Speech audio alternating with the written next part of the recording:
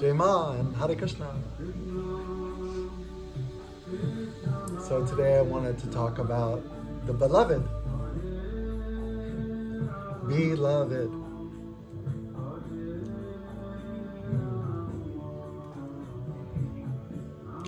So it's expressed throughout spiritual history, literature.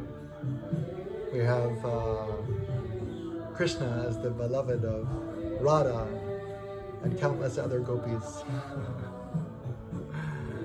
And we have the longing of certain Christian saints for Jesus. And the Rumi and the Sufis talk about the beloved all the time. The beloved. And in the Shakta path we have Ma.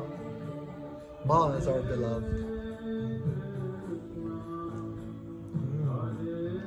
So there's Ramakrishna once said that he didn't want to be the sugar, he wanted to taste the sugar.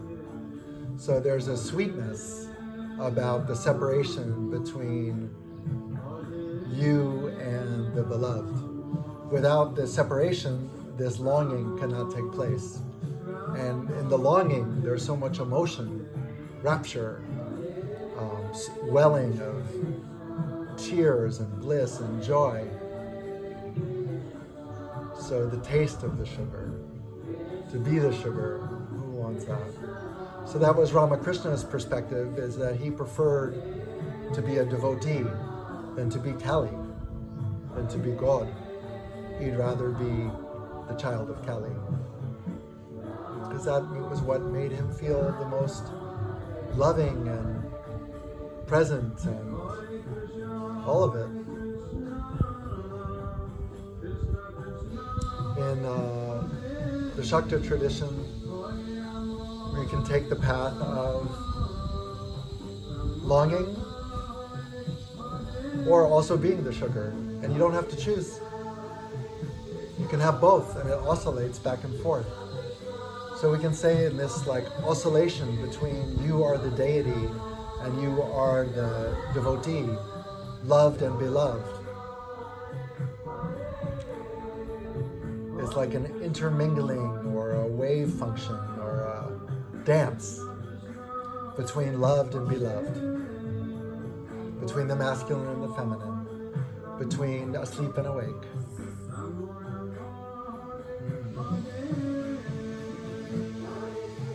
So you are the beloved, and you can be longing for the beloved at the same time. And at these moments, when you have a realization that you are what you are singing to, what you are devoted to, what you are in rapture about, that the beloved and loved are the same, you are one, then the emotions really swell up. The bliss and the rapture and the joy and the love become undescribable. I won't even try to compare it to different things because it's indescribable, this emotional outpouring of love and joy and bliss. So loved and beloved, you see the dance. Duality is not something we're trying to transcend. Duality is to be enjoyed. Also, one is to be enjoyed. And our perspective can oscillate and vibrate between these perspectives and many more perspectives.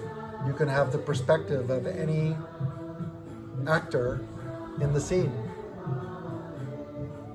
And this reverberation between loved and beloved becomes very strong sometimes. So you feel like you're in the longing, then your beloved arrives. So it's literally a wave comes over you of love and joy, and you know your beloved is here internally. From your own emotions, there's a presence that suddenly immerses you or emerges from you, or however you want to say. And then it pulls you into a greater rapture of this loved beloved.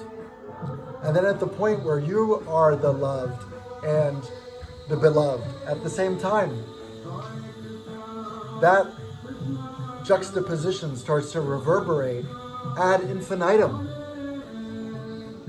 over and over and again in many different shapes and forms, but all oscillating. So the experience, the emotional experience, is amplified ever more through all these oscillations. Love, be loved, loved. Back, forth, more, contracting, expanding.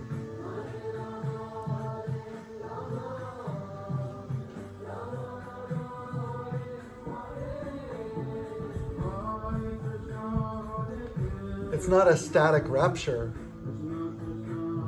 It's dynamic. Fully dynamic.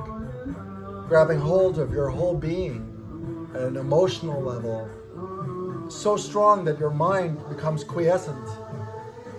The emotions are what dominates, the bhakti. And in this emotional rapture, we transcend the mind. The mind, the superego talking its game, is completely superseded in this heightened state, enabling you to go to an even more heightened state.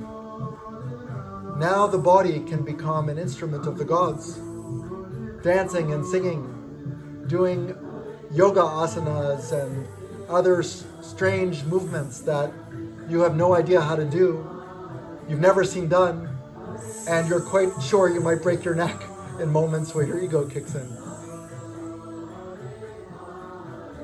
This can only happen in a certain critical threshold of rapture. We can say like a Shakti rapture. And in this rapture, anything is possible, and that state can last quite a while. But many gods, goddesses, beings, gurus living in and past can appear in this rapture. Like they're saying, wow, something good's happening there. I'm going to come give my blessings. So then you can imagine the rapture magnified even more as Krishna embodies, or Radha embodies, or both, back and forth. Om. Om, Om, Om.